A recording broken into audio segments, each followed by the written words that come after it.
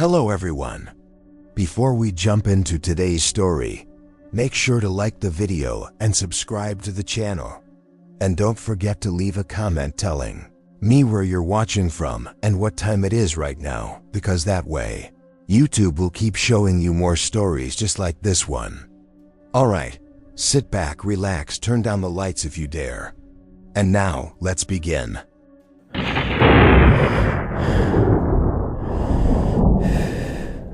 The first time I saw him, I thought it was just a trick of the light.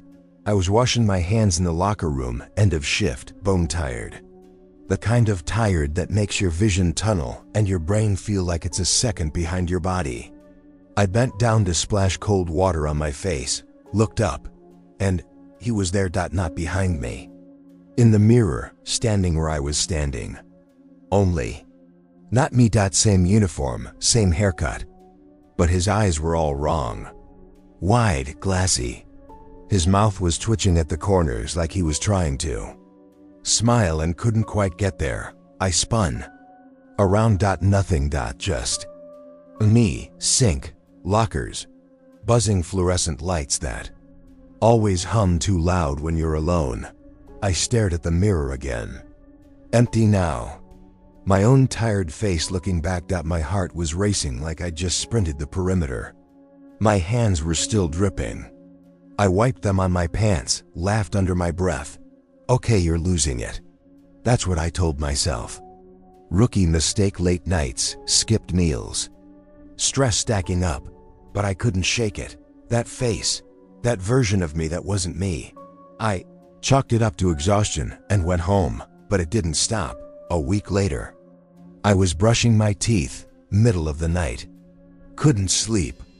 My head was buzzing with that slow, syrupy anxiety you can't place but can't turn off. I kept staring at the mirror, watching, not at myself, for something. And I don't know why, but I leaned forward, just a little. Close enough to fog the glass with my breath, and then he blinked. My reflection blinked. But I didn't. I jumped back so hard I hit the towel rack behind me. My heart went full siren mode. I grabbed the sink to steady myself. He was gone again. Just my own reflection, staring back, pale, terrified. I didn't go back to sleep that night. Just sat on the edge of the bed, watching the hallway, waiting for I-Don single quotes T-even no dash. What did you have to understand? I'm not the type to rattle easy. I've worked crime scenes you don't forget. Domestic calls where the air turns metallic before you even open the door. I've been shot at, screamed at, spit on. This was different. It was inside my head. But it felt bigger than my head, like something else was pressing up against me through the glass. A few days later, I was back on night shift. Responded to a welfare check. A neighbor said the guy hadn't been seen in days. Mail piling up, dog barking nonstop. I knock. No answer. The front door's unlocked. House smells like mildew and rotting food. Dead quiet except for the dog, locked in a bedroom. Poor thing's skin and bones. Piss all over the floor. That's when I find him. The homeowner, slumped in front of a full-length mirror, in the hallway. But not like he'd collapsed there, like he'd been sitting there, watching it. For hours, maybe days. He was on his knees, hands at his sides, head tilted up just slightly, staring straight into the glass. Mouth slightly open, eyes cloudy, skin already starting to gray. No signs of struggle, no wounds, no pills or bottles nearby. Just him and the mirror. When I leaned down to check vitals, I glanced up at the reflection and nearly fell over. Because in the mirror, his mouth was still moving. Tiny movements like he was whispering something. I looked down. His actual mouth wasn't moving, but his reflections was. I backed away, fast. Called it in. Could barely keep my voice steady. When backup arrived, I didn't mention what I saw. I couldn't, not without sounding completely unhinged, but I couldn't stop thinking about it. About him watching that mirror, like he was waiting for something. Or someone, back at the station. I pulled up his file. Name, Roger D. Neely, no priors. Retired accountant. Lived alone. Nothing unusual. But his internet history. Buried in the report, almost skipped over. Dozens of searches for things like mirror hallucination, sleep paralysis, reflection not matching movements. Can your mirror show another version of you? It hit me so hard I had to sit down. He saw it too. He saw the mirror version. That night, I covered every mirror in my apartment, taped garbage bags over them. Even the microwave. I slept on the couch with the lights on. Woke up twice soaked in sweat. Third time I woke up, I swear to God, I heard someone whisper my name right next to my ear.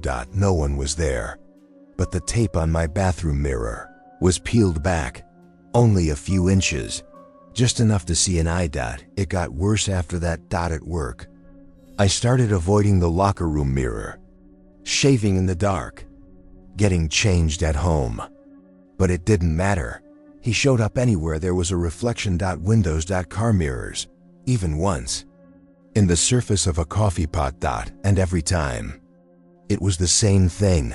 That dead-eyed version of me. Still. Watching. Not blinking. And the more I saw him, the more I noticed little differences. At first, it was just the eyes too wide, too glassy. Then, it was the mouth always slightly open, like he was just about to say something. Then it was the uniform. His badge number wasn't mine. It was my old partner's, Kevin. He died 2 years ago, shot during a domestic we both responded to. Took a bullet to the throat. Bled out in the hallway while I tried to plug the wound. I never forgot the look in his eyes as he went. That panicked confusion. And now, this version of me was wearing his badge number. Like he'd taken his place, like he was next. The breaking point came during a traffic stop, middle of the night. Black SUV swerving across lanes. I lit it up, pulled them over on a dark stretch of county road. I approached the window, went through the usual. The guy was twitchy, hands on the wheel, but wouldn't make eye contact. Then I saw a. In his side mirror. Me, standing behind. Me, not a trick of the angle, not a second reflection. A second version of me, just standing in the road, a few feet back, staring at both of us. I spun around, nothing there. When I turned back, the driver was gone. Driver's door still closed, engine still running, but the seat was empty. I drew my weapon, opened the door. The car was completely empty, like he'd never been there. I radioed it in. They sent 2 cruisers, did a full sweep. No trace of the guy. Not in the fields. Not on the road. Not a single footprint. Just the empty car.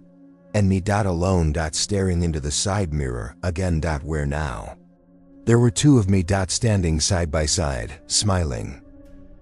I didn't sleep after the SUV incident. Didn't go home either. I sat in my cruiser in the station parking lot with the overhead lights off, gripping the steering wheel so hard my knuckles ached. Every window around me showed a reflection. Every reflection showed a chance he'd be there again. That other me. The one that didn't blink. The one that smiled too much. The one wearing Kevin's badge number. Around 4:30 a.m. I caught myself staring at my own hands in the rearview mirror. They looked normal. Still mine. But for a split second, they twitched just a little, like they were trying to move on their own, and that was it.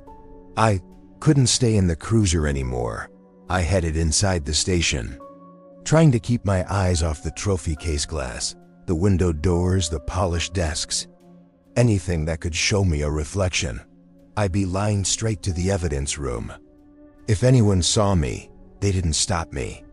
I don't even know if anyone was around. My vision was tunneling so bad everything looked washed out and shaky. Inside the evidence room, I locked the door, slid down the wall, and buried my face in my hands. I don't know how long. I sat there hyperventilating before I noticed it. The glass on the evidence locker opposite me, covered by tape. Brown, heavy-duty tape. The exact same type of tape. I used to cover mirrors in my apartment, but I hadn't been here. I got up slowly. Legs numbed out, I peeled back a corner of the tape, behind it. My face smiling, pressed right up against the glass like he'd been waiting.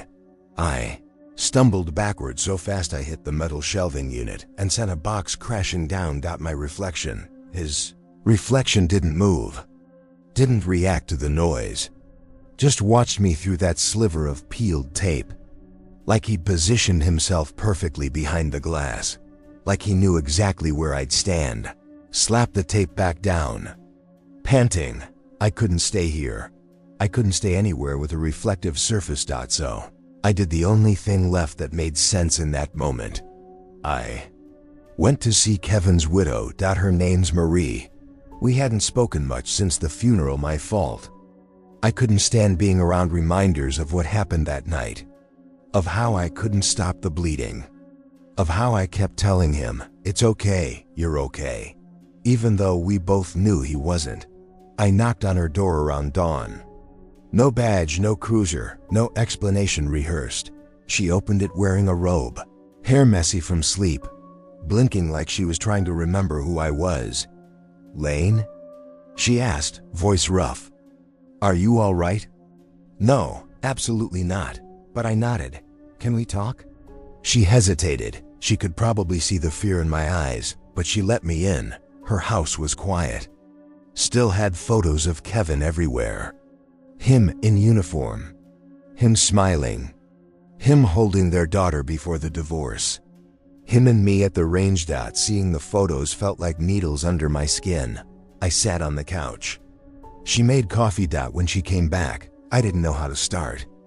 How do you explain seeing a version of yourself that isn't you? How do you tell someone you think mirrors are watching you? She must have seen the tremor in my hands because she put her mug down and sat across from me. "Lane," she said softly, "tell me what happened." So I did, all of it.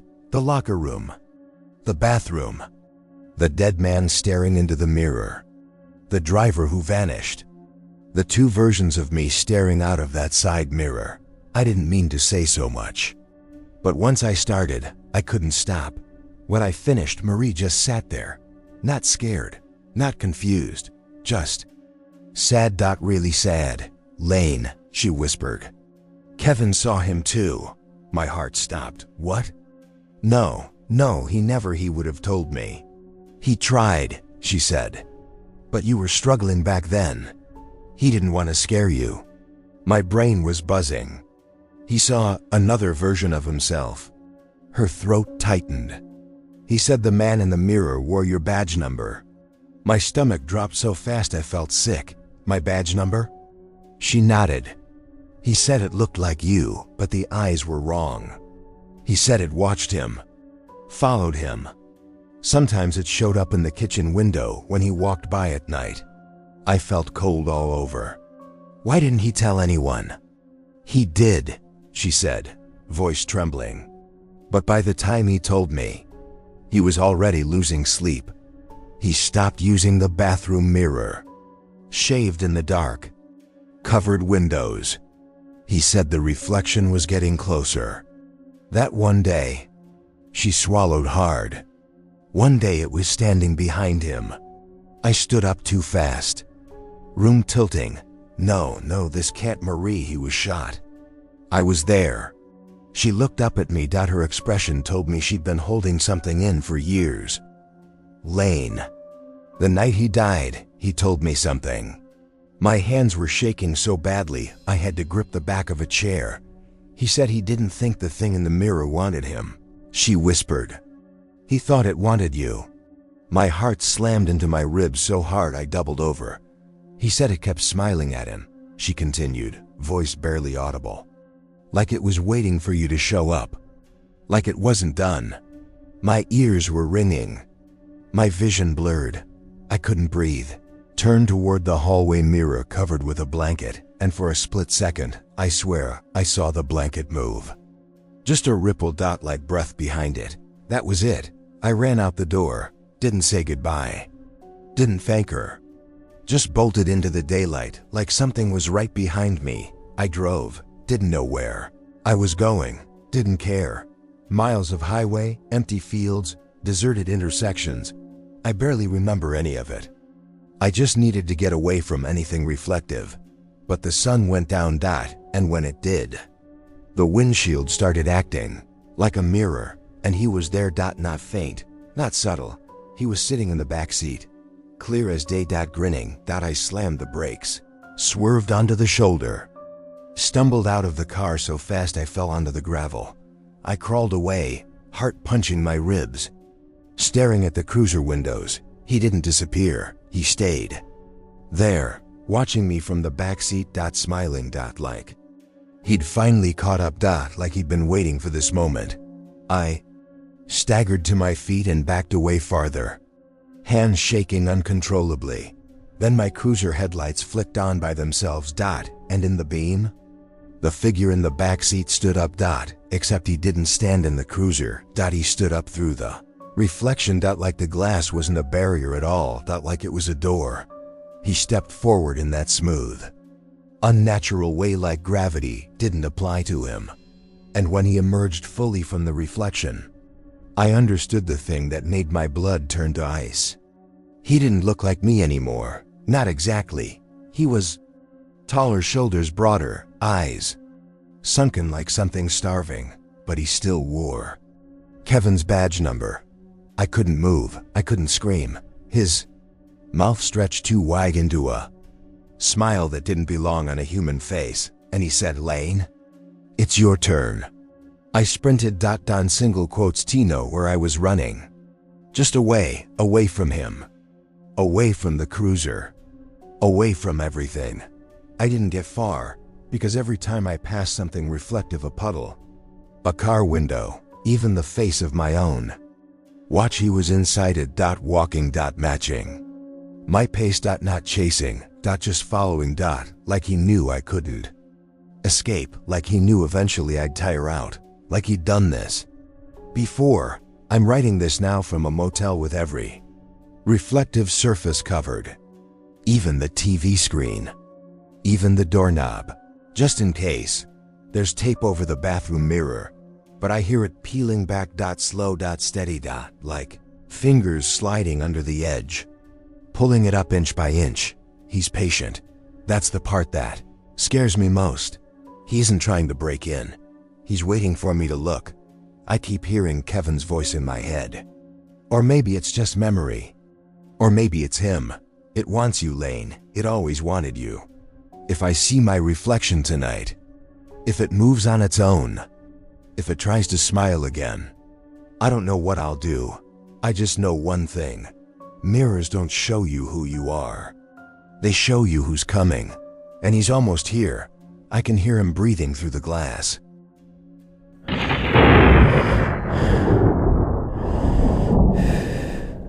The radio clicked on by itself again. It's not supposed to do that. Not when it's turned off. Not when there's no dispatch. But there it was, crackling low from the passenger seat, like someone was breathing on the other end. I was parked outside an abandoned farmhouse, the kind with busted shutters and hay still rotting in the barn out back. Address pinned from a 911 call. Screaming heard, female voice, possible domestic. Routine enough. Except the dispatcher said the line had gone dead before they could confirm anything. No caller ID, no trace on the system. Just coordinates. The road here wasn't even paved. Just gravel and dust and trees that pressed in too tight. And now my radio off was whispering. I leaned closer, listened. A voice maybe? Or wind. "Dispatch, this is Officer Lane, 10 to 23 at the residence. Standing by," I said into the mic, just to break the silence. Nothing came back. "Dispatch, do you copy?" Still nothing. The radio hissed, popped, and then cut out completely. Okay. Cool. No backup, no comms. In the middle of nowhere. With someone screaming, allegedly, from a house that looked like it hadn't been lived in for a decade. I grabbed my flashlight, stepped out of the cruiser. Gravel crunched under my boots, sharp and wet. The cold air had that muddy, metallic smell, like old pipes or wet pennies. My breath fogged the beam of the light as I swung it toward the house. It looked like something out of a horror movie. Front porch half collapsed, windows boarded, except one on the second floor. The door was shut, but the frame was warped, like someone had kicked it in before. No lights, no sound. Still, I knocked. Old habits. County Sheriff's Office. If anyone's inside, make yourself known. No answer. I knocked again. Harder. That's when I heard it. Soft crying, somewhere deep inside the house. I froze down. It wasn't the kind of cry you'd fake. It wasn't dramatic. It sounded tired, broken. Like someone who had been crying for so long, they forgot how to stop. I tried the knob. It opened with a groan. Inside was pitch black, smelled like mold and old wood. My flashlight beam cut across. What must have once been a living room peeling wallpaper, a collapsed recliner, beer cans rusted into the floor. "Ma'am," I heard someone crying. "Are you hurt?" The crying stopped. I waited. Then, from upstairs, a soft creak. Footsteps. I radioed again. "Dispatch, I've got possible movement upstairs." No visual on the subject. Still no response on comms. Just more static. I felt it then.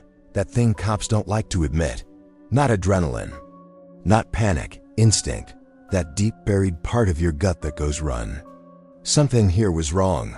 I should have gone back to the cruiser. Waited for backup. But I didn't. I couldn't explain why. It felt like whatever was happening in this house needed to be seen now. Before it disappeared again. The staircase moaned as I stepped on it. My flashlight flickered when I hit the third step. Batteries were fresh. I tapped the casing. It steadied. Halfway up, I heard something whisper my name, not loud. Not menacing, just a soft, almost curious, "Lane?" I froze, heart jackhammering in my chest. "Who's there?" I called. Silence. The upstairs hallway was lined with doors, all slightly ajar. I moved slow, clearing them one at a time. Empty rooms. Dusty floorboards. Nothing but debris and decay. Until I reached the last door. Behind it, I heard breathing, not crying. Just a steady inhale, exhale, inhale. I nudged the door open with my foot. Inside was a single bed, mattress exposed, yellowed. A chair in the corner, and sitting in the chair was a girl.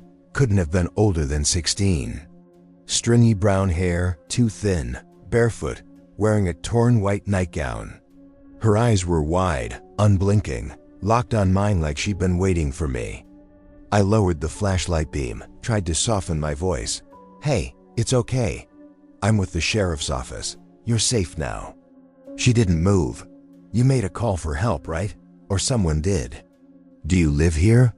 She blinked once. Then her lips moved, but the words didn't match the moment. "He can hear us talking," she said softly. I took a step forward, hand resting on my holster. "Who can?" Her eyes flicked up to the ceiling. "The man in the attic." I followed her gaze. There was a square ceiling panel slightly ajar. One of those attic crawl spaces with the fold-down ladder. And from up there, I swear to God, I heard scratching. I backed toward the hall. "All right, I need you to come with me, okay? We'll talk outside. It's not safe in here." Still, she didn't move. Just whispered again, "You shouldn't have come alone." Something slammed above us. I drew my weapon. The attic panel had shut. Just shut. No gust of wind, no draft. It was heavy. "Okay, that's it. We're leaving." "Now," I said, stepping into the room. I reached for her hand. It was ice cold. She let me pull her up, finally moving. That's when my radio flared back to life. Static then. "Officer Lane, do not engage." Repeat, "Do not engage." The cut out again. I froze. "Do not engage what?" No answer. The girl's eyes welled up with tears. "He doesn't like when people talk about him." Behind us, something thumped. Loud. Heavy. From the attic again. Nope. We ran, down the stairs. Boots slamming on the steps, her gown fluttering behind like smoke. I shoved the front door open, and we spilled onto the porch just as my cruiser lights flicked off. The engine was dead. The car was dead. I fumbled for the radio again. Static. Then something new. A voice. Male. Dry. Scratchy. Lane. You brought her back. The girl stopped cold. No, she whispered. No, no, no. She turned to run, but not into the woods. Back into the house. I shouted, wait, and followed her in again, against every instinct in my body. But when I got back inside, the house was empty. No footsteps. No door creaking. She was gone, like she'd never been there at all. I searched every room, upstairs, downstairs, even the basement, which smelled like rot and had puddles that made my boots stick. Nothing. But as I came back up the stairs, I heard the attic door creak open again, and something soft, like fabric, fluttered down. I aimed my flashlight. It was the girl's nightgown, torn at the collar, stained with something dark. I stared at the nightgown on the floor, my throat tightening like someone was pressing 2 fingers into the sides of my neck. It didn't make sense. I had just been holding her hand. She was real. She was breathing. She was terrified. And now she was gone. The house felt wrong in a way I can't explain, like the walls were leaning closer or the air had weight to it. I tried calling out for her again. Hey, I'm not here to hurt you. Just talk to me. My voice came back warped, bouncing off the empty rooms with a hollow echo. I picked up the nightgown. It smelled like dust and something sour, like wet leaves that had been rotting in a pile. And there, under the smell, something else. Perfume. Old perfume. The kind grandmothers use. Floral and powdery. The girl hadn't smelled like that, which meant this nightgown wasn't hers. Or wasn't hers anymore. I dropped it. Okay, I whispered to myself. You're not alone in here. The attic door was still open above me, just a dark square with nothing inside it. I didn't want to look up. Every part of me fought it, like a hand was on the back of my neck pushing my chin down. But I forced myself. The attic wasn't just dark, it was empty. Too empty. My flashlight didn't even hit insulation or wood. It just vanished into the black like the beam was getting swallowed. And then, from everywhere and nowhere in that house, I heard it again. Lane. The voice wasn't angry. It wasn't yelling. It was curious. Like someone calling a dog over to see if it would obey. My stomach turned. And something clicked in my brain. Flight over fight. I backed down the stairs slowly. Flash shaking in my hand, but halfway down. My radio finally crackled to life. A soft pop. Then, Lane, respond immediately. It was dispatch, but not my usual dispatcher cover. This voice was lower, older, gruff. I pressed the mic hard. This is Lane.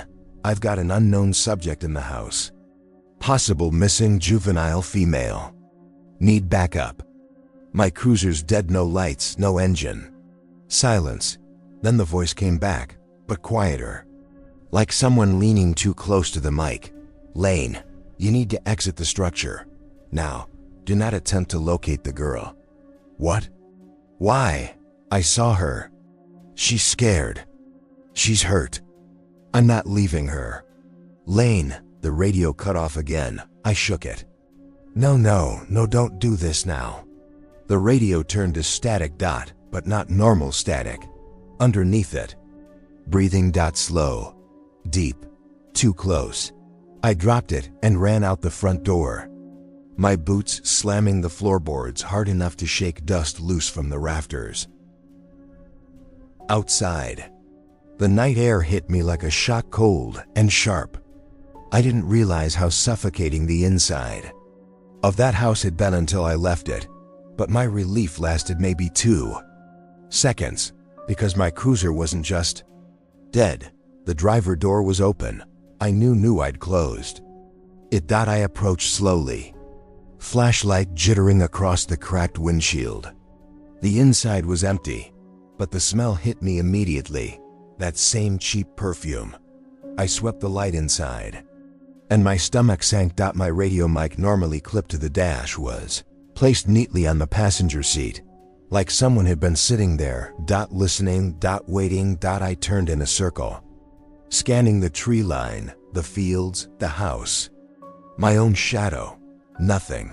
Not a single sound except my breathing, which was coming out too fast to control. "Okay," I whispered. "Okay, listen, you need to think." I wasn't injured. I wasn't hallucinating.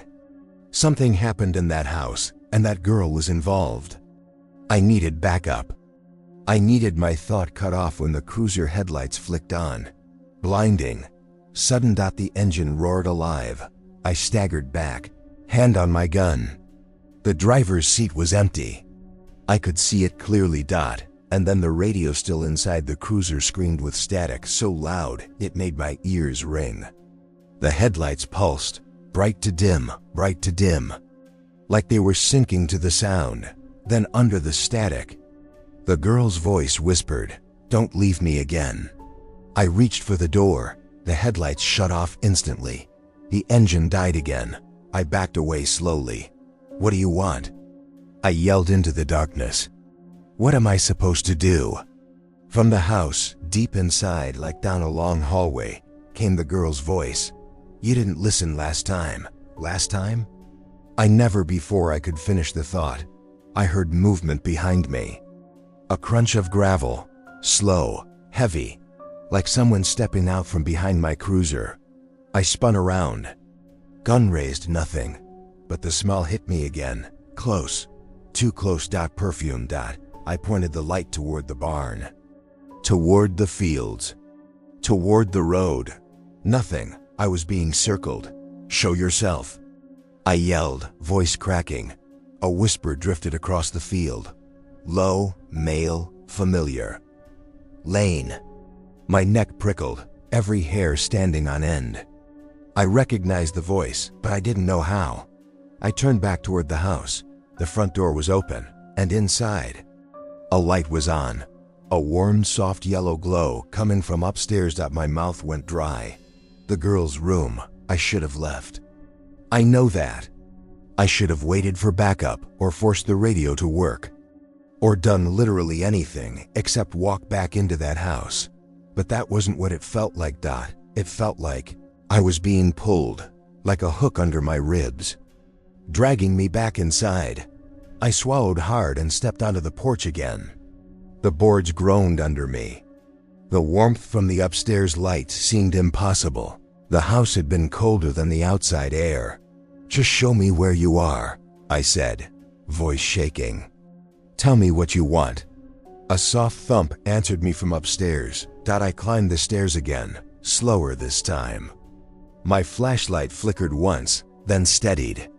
The warm light from the girl's room spilled into the hallway, lighting a strip of floorboards. I nudged the door open. The room was different. The bed was made. The wallpaper wasn't peeling. The air smelled clean flowers, dusted wood, something sweet.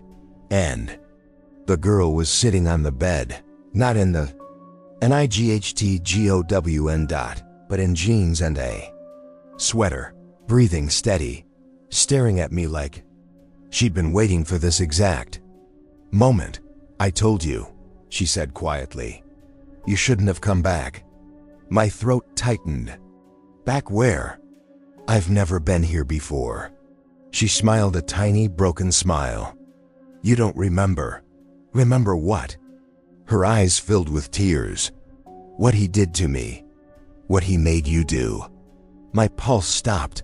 "I didn't do anything." "You did," she whispered. "You left.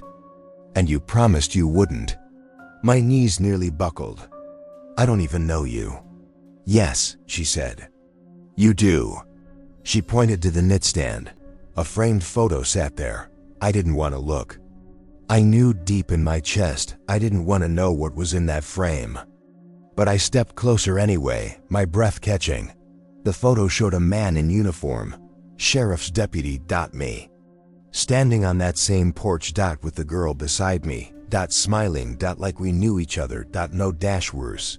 Like I cared about her. My heartbeat thudded in my ears. This is fake. No, she whispered. This is the night you left me. You promised you'd be back in 10 minutes. My voice cracked. That never happened. It did, she said. And he didn't let me leave the house again. Who? Who didn't? Her eyes flicked to the ceiling. The attic. Before I could react, the bulb in her room flickered, as if something had brushed against it from above. The attic door creaked open again. I pointed my gun at it, breath shaking so hard I could barely keep aim. Stay behind me. But when I turned, she was gone. Again. The room wasn't warm anymore. The smell was gone. The bed was old, sunken, covered in dust again. The wallpaper was peeling. Everything had snapped back, except the photo on the nightstand. That was still there. Still warm. Still clean. Still real. I backed out of the room, gun aimed at the attic opening. Something scraped inside, slow, dragging, like nails across old wood. Lane. The voice came from the attic, but also from behind me. Everywhere. I bolted down the stairs, nearly tripping on the last step. I hit the front door and burst out into the night, and froze. My cruiser's headlights were on again, but something was standing in front of them. Figure. Tall. Thin. Head tilted slightly to the side. Like it was studying me. I couldn't make out a face. Just a silhouette, washed in white light. Lane. It whispered. I pointed my gun. Stay where you are. Hands where I can see them. The figure didn't move, didn't breathe, didn't do anything. Then, the girl's voice rose behind me in a blood-curdling scream. I spun around. Flashlights slashing across the porch, the doorway. The windows dash, nothing. And when I turned back toward the cruiser, the figure was gone. Just gone. The headlights blinked off, total darkness. I staggered back, breathing hard enough to make my ribs hurt. I grabbed the mic again, voice trembling. Dispatch any unit. This is Officer Lane. I need immediate response. There's someone on site. Possible abduction case. Possible break-in.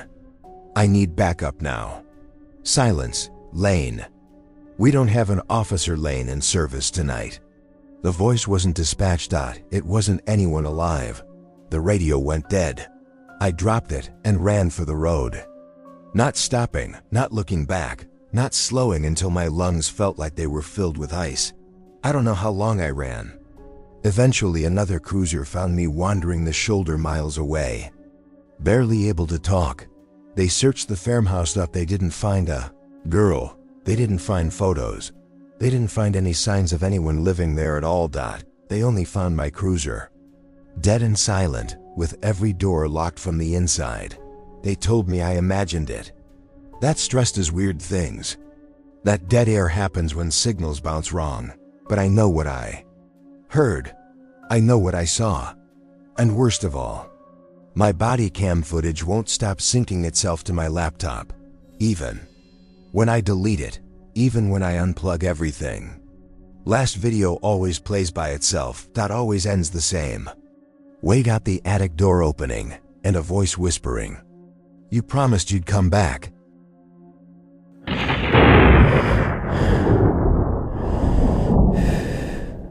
The first complaint about apartment 4B came in at 2:42 I'm sorry, the woman on the phone whispered, but she's screaming again. I asked for details. She just kept saying the same thing over and over. She's screaming.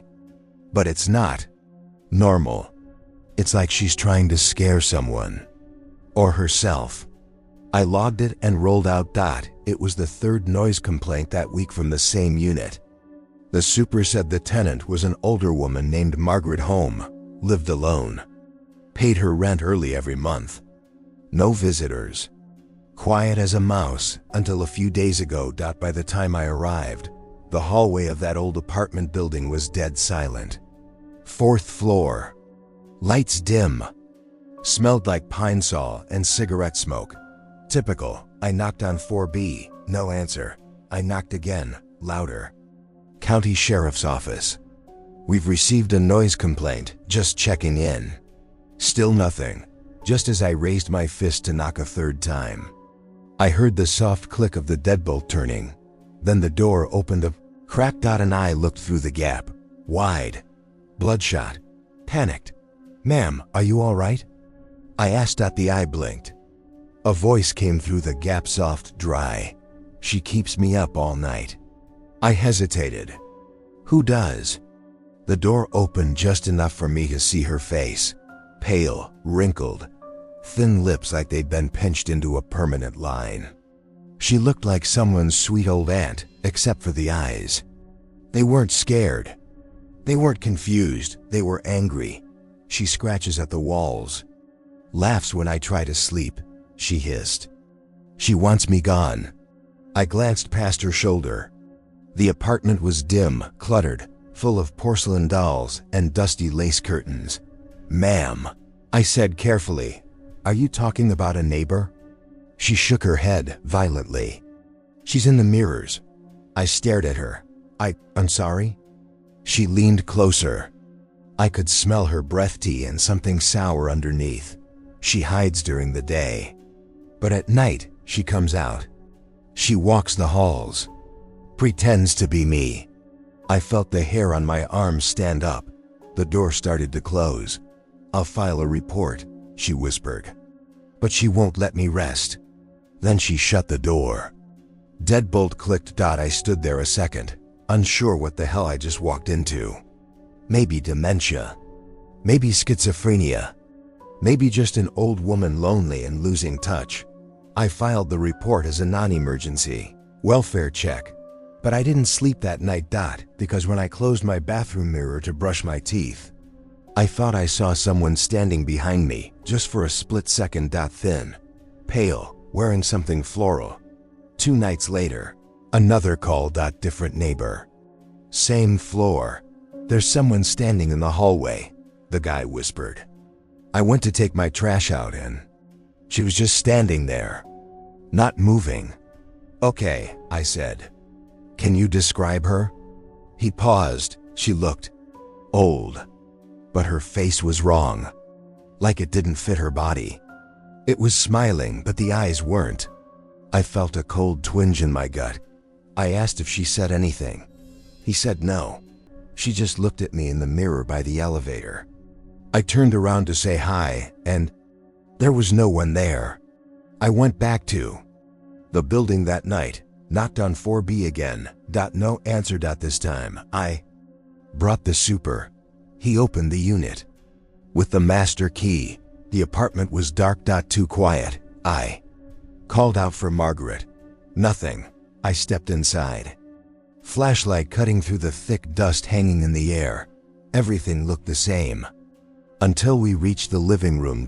There were mirrors everywhere. Full length. Vanity. Handhelds. All turned to face one another. In a circle. In the center of the room. A chair. Empty. Beside it, a mug of cold tea. A notebook. I picked it up, scrawled over and over in shaky cursive. "She is learning how to smile like me. She copies my voice now. I am not in control of the reflection anymore." At the bottom, "If I disappear, check the mirror." I turned to the super. "Has anyone seen her?" He shook his head. "Not since Tuesday. Today was Friday. We filed a missing persons report.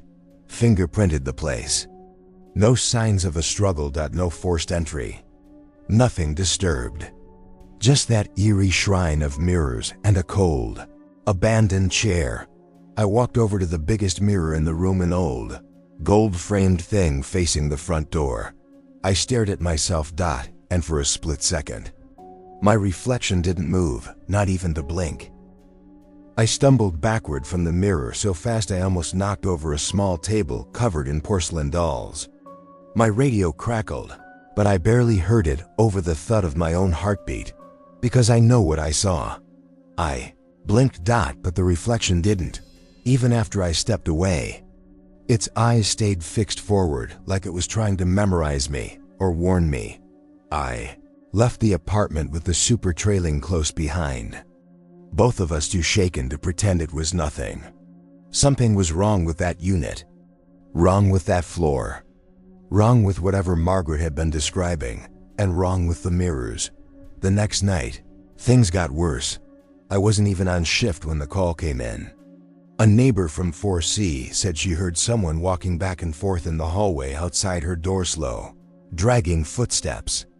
When she checked through the peephole, no one was there, but when she looked at the security mirror at the end of the hall, the convex one meant to help you see around corners. She saw an old woman standing directly behind her door, just standing there, not knocking, not trying to get in, just waiting.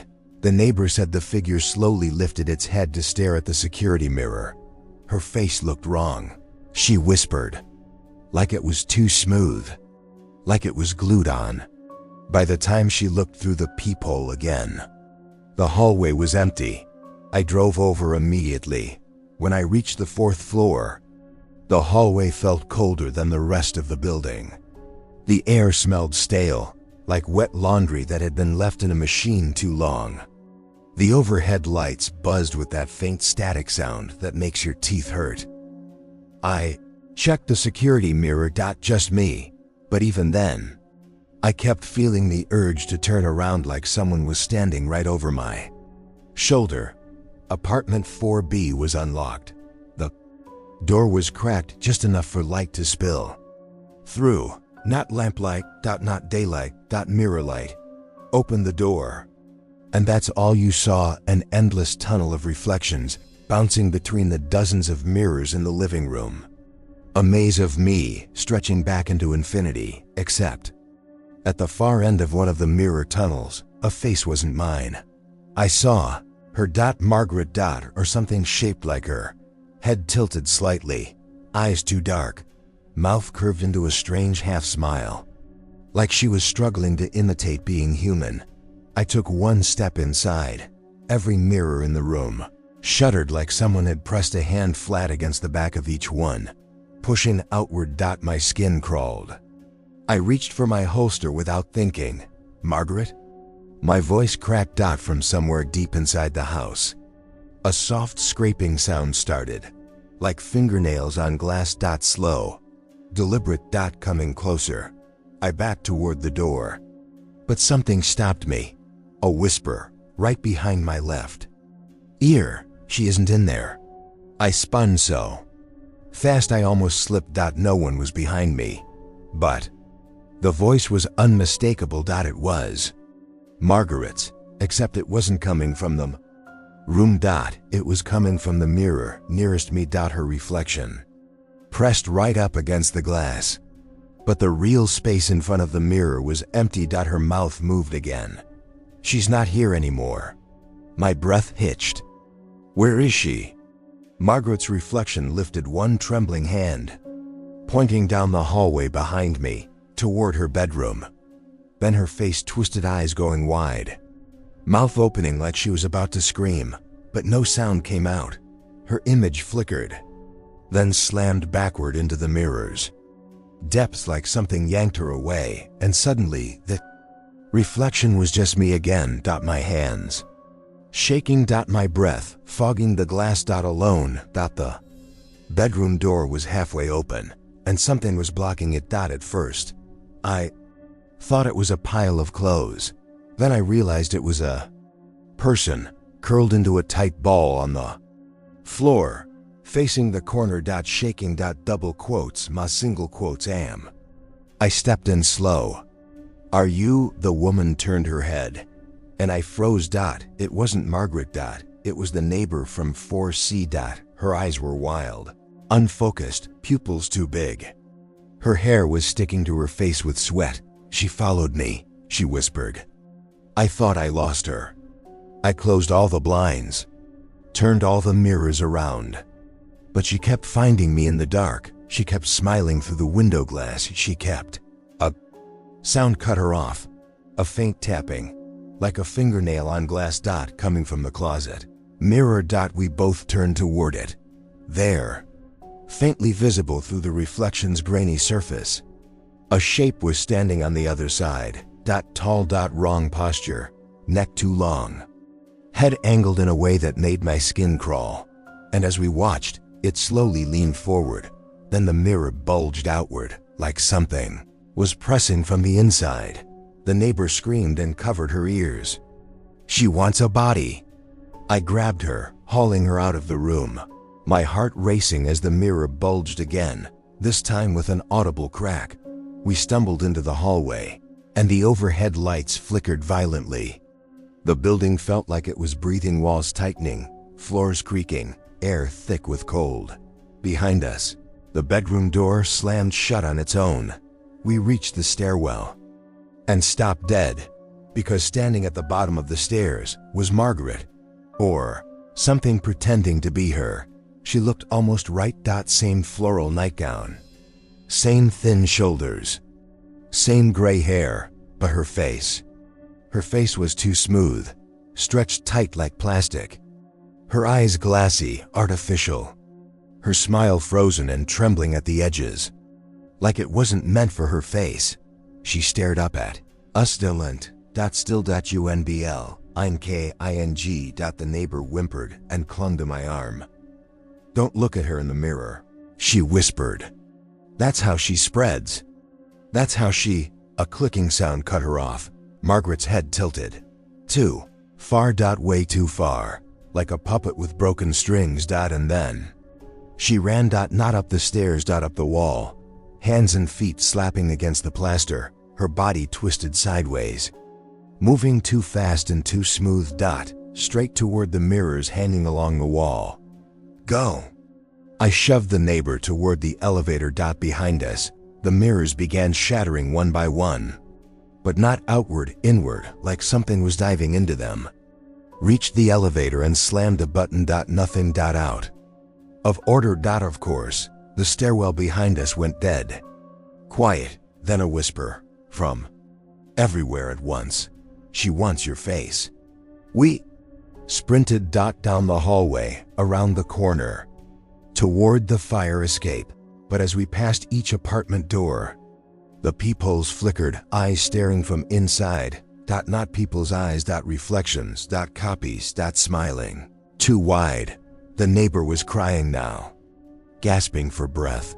I shoved open the fire escape door so hard it slammed the wall, and froze, because every window on the building opposite us reflected us. And behind us, in every single pane, she was there, dozens of her. All moving in perfect sync, stepping toward us in the reflections, even though the real hallway behind us was empty. The neighbor screamed and bolted down the metal steps. I followed. We didn't stop until we hit the alley, didn't look back, didn't breathe, just ran until we reached the cruisers parked out front. I shoved the neighbor into the back of mine and slammed the door when I got into the driver's seat. My hands were still shaking so badly I fumbled the keys. And then I made the mistake of looking in the rearview mirror. For a split second, I saw myself, and behind me, her, leaning over my shoulder. Smiling. Her mouth stretching wider and wider until it didn't look like a mouth anymore. I flinched so hard I slammed my head on the window. The mirror went black. When I looked again, just me. Just empty seats. Just silence. But I know what I saw. I felt her breath on my neck. The building was evacuated. Every tenant removed. Mirrors covered. Stairwells sealed. Power cut. Search teams went through every room, but they never found Margaret. Not her body, not her clothes. Not her prints. Nothing. Except the mirrors. Every single one had faint handprints on the inside. Surface. Small, delicate, like someone had been pressing her palms softly against the glass, waiting for someone to look. I've started noticing something when I brush my teeth. When I pass store windows. When I check blind spots in my cruiser. My reflection blinks a half second late. Just a half second, but it's enough. And sometimes I think I see someone standing behind me. Not her. Not Margaret. Someone else. Someone whose smile keeps getting a little wider, A little sharper. A little more like hers. Last night, I covered the bathroom mirror with a towel. This morning, the towel was on the floor and on the glass in a perfect fogged oval. AATPRINT from the inside.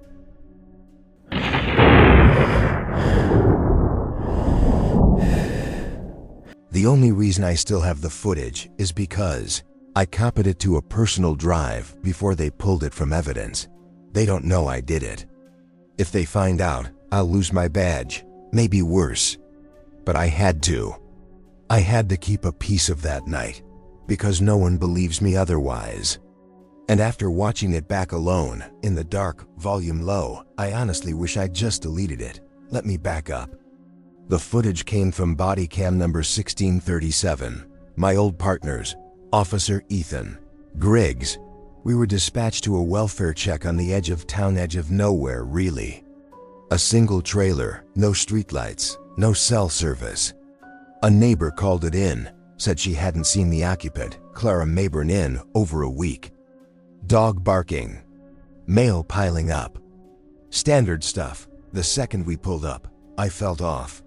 That's not me being dramatic, I mean it in the literal sense. My vision fuzzed out for a second, like a brain zap. Static in my head. And this smell hit me like mildew and bleach, but sharper. More chemical. Ethan didn't seem to notice. He was humming to himself, tapping the dash. Already stepping out of the cruiser before I'd fully stopped.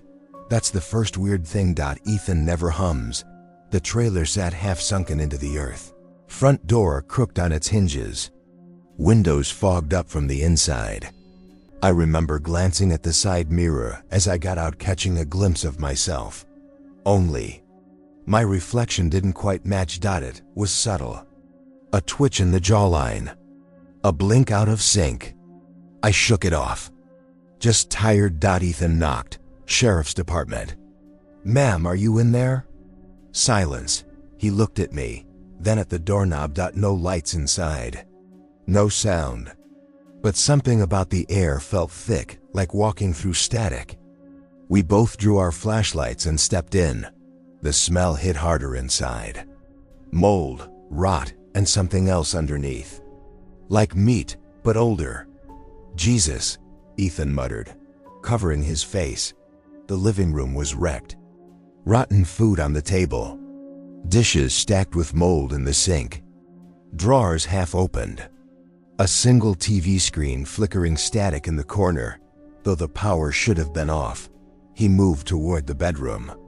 I checked the kitchen. As I scanned the hallway mirror, old and cracked, I paused. The reflection showed me. And something behind me. Too tall, too thin, not Ethan. I spun, flashlight jerking, but the hall was empty. Did you see that? I called. No answer. I moved toward the bedroom. That's when I heard Ethan's voice, but it didn't sound like him. Come look at this, he said. Flat. Monotone. I stepped in. Heart pounding. He was staring at the far corner of the room, not moving. Ethan? I asked. He turned slowly. Eyes unfocused. There was something in his hand. Compact mirror. Old, ornate. He held it up to his face and started whispering. Couldn't hear what he was saying, just that it sounded rhythmic. Like repeating a prayer. Hey, put that down, I said. Stepping closer, he didn't react. I grabbed his wrist. That's when he looked at me, really looked. And I swear to God it wasn't him. His face looked like Ethan's. Sure. But the eyes were off. Too wide. The smile twitching at the edges. And the voice that came out? Not his voice. You shouldn't have come here. I froze. Then, quick as a blink, Ethan dropped the mirror. The second it hit the ground, he gasped like he'd been underwater. Eyes snapped back to normal. Chest heaving. What the hell? He said. What just happened? I didn't answer. I was already looking down at the mirror. Cracked. But the reflection? Still moving. The Ethan inside the glass tilted his head and smiled.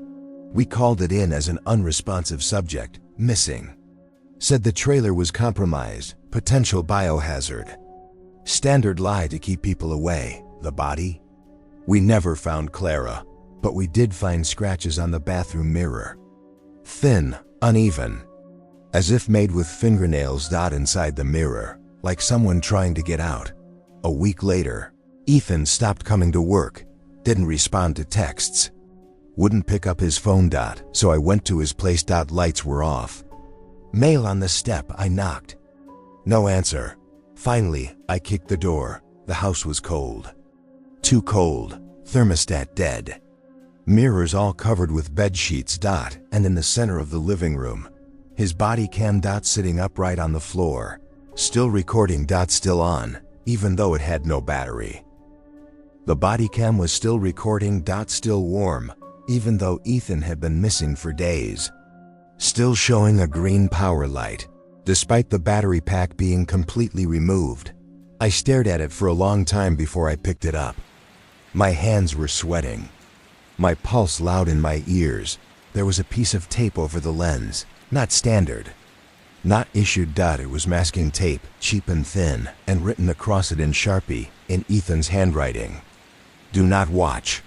I should have left it right there, but I didn't. I took it home, locked my doors, covered every mirror, and pressed play.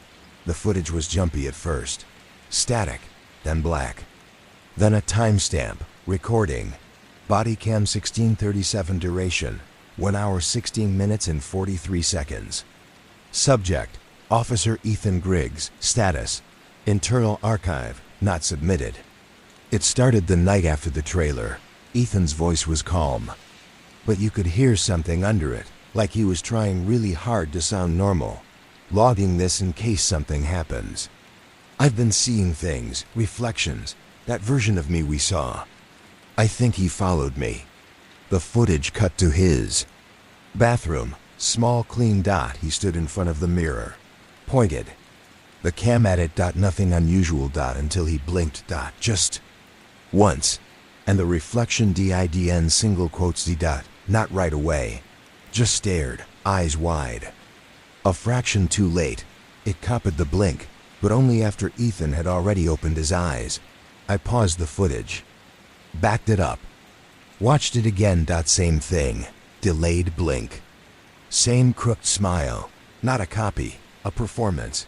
Like the thing inside the glass was learning how to be him. The footage jumped to him, pacing his living room. I covered the mirrors, all of them. But I keep finding corners I missed. Windows, toaster oven, sunglasses. I saw it yesterday in the back of my car. I was driving, and it was just there in the rear view smiling. It waved. His voice broke. It knows I see it. Next scene, nighttime. Ethan's bedroom. He's filming the closet mirror half covered in a blanket. You hear him breathing hard, whispering, "Watch this." It does it every night now. He crouches, peeking under the edge of the blanket. The mirror shows his face. Then slowly, over his shoulder, another Ethan steps into frame, but only in the reflection. The real bedroom is empty. The reflected version stands behind him, hands limp at his sides, head tilted at a wrong angle. Then the whispering starts. Not Ethan's voice. Lower, hungrier. "You were never supposed to see me." Ethan drops the camera. You hear him shout. Something crashes. The lights flicker. Then nothing. Just darkness. The next scene is a time skip. He's in his car. Engine off. Windows fog. He's pointing the body cam at the driver's side mirror. I tried to break them. All the mirrors. But they come back. He turns the cam to show a shard of mirror sticking out of his passenger seat. It's growing, like a piece of it regenerated from the upholstery. Thin and glimmering, curved unnaturally. He breathes hard. It doesn't want to be gone. It wants to replace. He pauses, then adds, "I think it already has." In some places. The footage cuts again. The final clip is the longest. He's back in the trailer, back at Clara Mayburn's place. He's alone, voice shaking. "I had to come back. It started with her. I think she let it in. The trailer looks worse now. More decayed. Mirrors cracked. Furniture collapsed in on itself, like it's rotting from the inside. He moves slowly to the bedroom. The compact mirror we found before. It's sitting on the floor. Hole again. No cracks. No dust. He lifts it carefully. Camera still running. Points it at himself. The mirror shows him and someone else behind him, but Ethan doesn't turn around. He just stares, like he expected this. I'm not gonna run anymore, he says. If it wants me, it can have me. Just not anyone else. Then the reflection begins to smile, not Ethan's smile. Too wide, too knowing, and behind the smile hands press up against the mirror glass. Like it's trying to crawl through. Ethan's breathing quickens. He whispers, "Please, just let me see her first." The reflection nods. A beat passes. Then from somewhere inside the mirror, a woman steps forward. Gray hair, thin, pale, Clara Mayburn. Only her eyes are black holes. Her face smooth and blank, like a doll left in the sun. She walks up to Ethan's reflection, whispers something we can't hear. Then she reaches toward the camera, and the feed goes dead. I sat in silence for a long time after the footage ended. Long enough for my coffee to go cold. Long enough for the sun to rise. When I finally looked at the screen again, the body cam was showing static. But underneath the noise, a shape. Blurry. Familiar. It was Ethan. Staring into the lens still. Smiling. Still alive. But behind him, just barely visible, dozens of faces lined the walls. All of them staring. All of them versions of him. Of me. Some smiling. Some whispering. Some crying. And in the very back, in a shattered corner of the screen, Clara, her eyes locked onto mine. Even though this wasn't live, even though it was a recording, I tried turning off the cam. It won't shut off, even unplugged. Even without a battery, and every night since, it powers itself back on. Always the same timestamp. 1 hour 16 minutes and 43 seconds. Body cam 1637 to playback active. I can't sleep. Every reflective surface in my place is covered. But I swear I still catch glimpses. In my phone screen, when it dims. In my coffee pot, when I reach for a. In my cruiser's side mirror, just before I open the door. Always the same face. Ethan. Mouth twitching into that not quite smile. Eyes too wide. Waiting. One last thing, I tried deleting the footage last night. Full format. Wipe the drive. It worked, or I thought it did. Until this morning, when I woke up and found my laptop powered on. Footage restored. One new file added. 1637B, Officer Lane. It's me. Standing in my hallway, looking into the mirror, smiling. But I swear on my life, I never recorded it.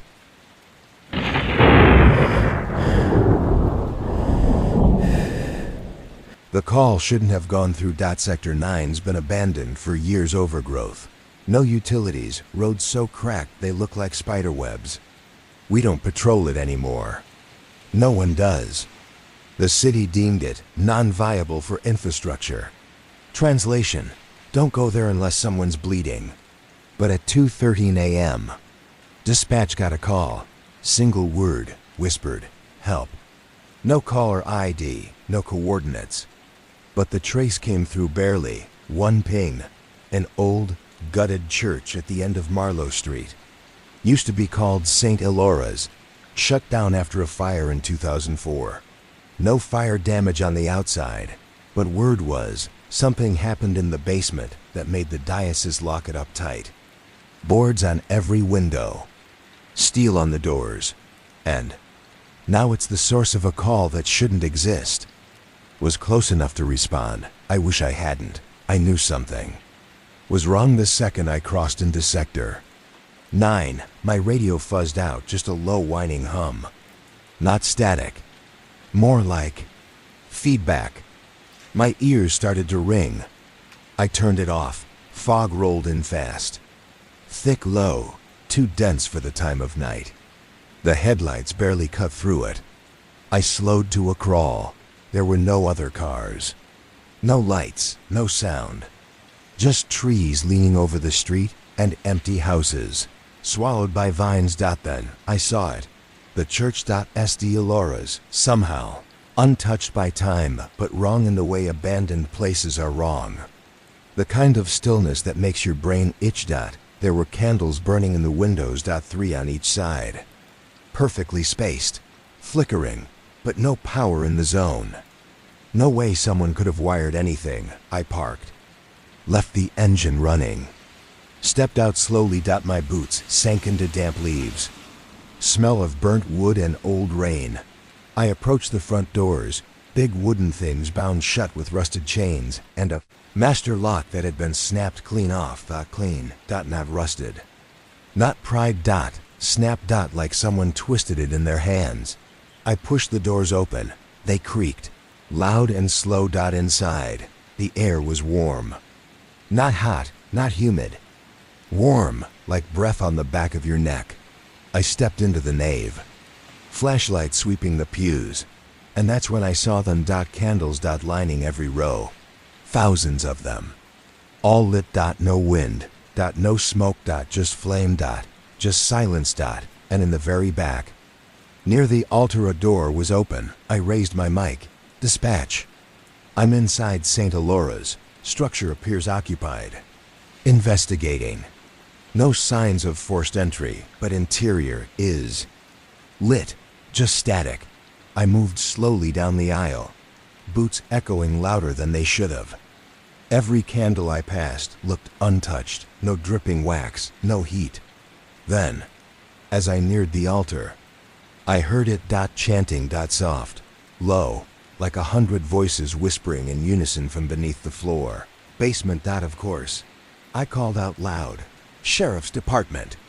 If anyone's here, make yourself known. The chanting stopped instantly, like a switch flipped. Then came the sound of a chair, scraping across concrete below me. And footsteps. One set, climbing stairs. Part 2. I backed away from the altar. Weapon drawn, flashlight fixed on the door behind it. The footsteps kept coming. Slow, uneven. Like someone walking barefoot over cold. Concrete. Closer. Closer. Then they stopped, right behind the door. I held my breath, and something whispered. Right on the other side. He already left. The voice was male. Calm, uncertain, like a man trying to convince himself of something. Sheriff's office. I called out firm. Come out where I can see you. Silence. I stepped forward, heart hammering, and pushed the door open with my foot. It revealed a narrow stairwell descending into pitch black nothing. Smelled like dirt and iron. The flashlight caught something on the wall. HANDPRINTS. Small. Dozens of them, trailing down into the dark. I clicked on my shoulder mic again. Dispatch, I've got possible contact. Entering sublevel. Proceeding with caution. Still just static. Then a voice broke through. But it wasn't dispatch. It was a child's voice, garbled, distant. You're too late. My blood ran cold. Drew my backup light and started down the stairs. Each step groaned. Under my weight. At the bottom, a basement room.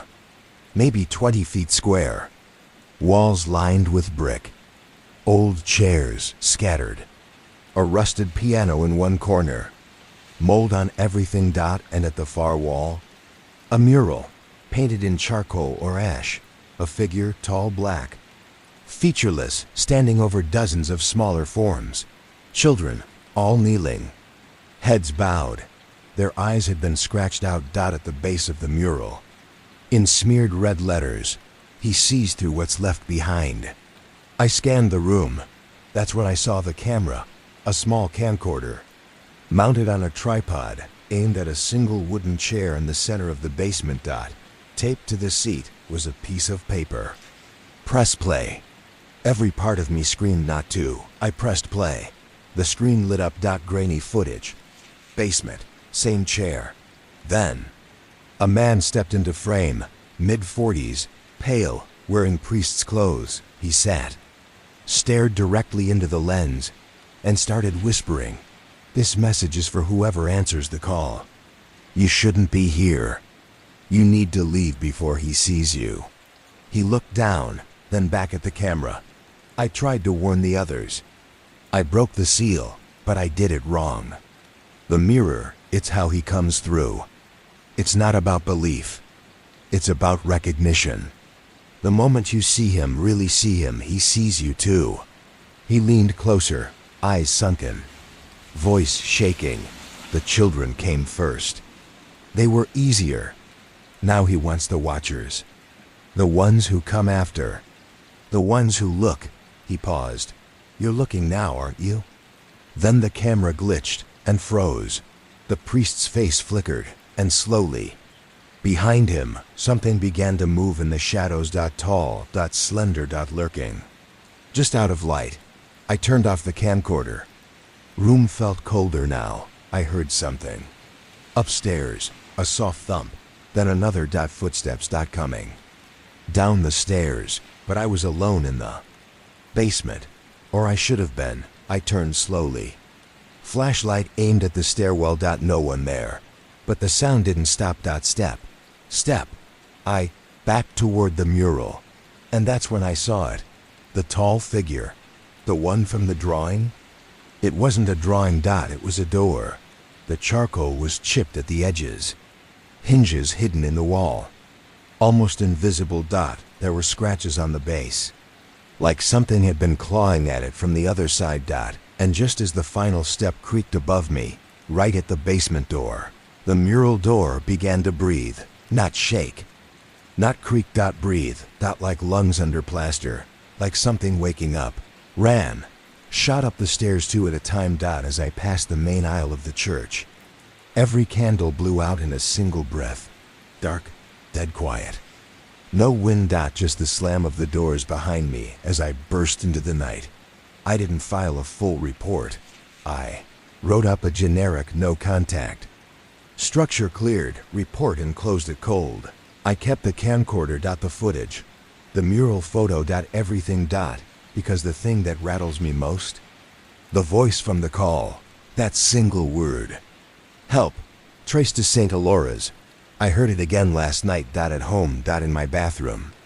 My phone buzzed. Private number. I picked up. Silence. Then. Help. Same whisper. Same pitch. And from the corner of the bathroom mirror, a small, soot-colored handprint appeared from the inside.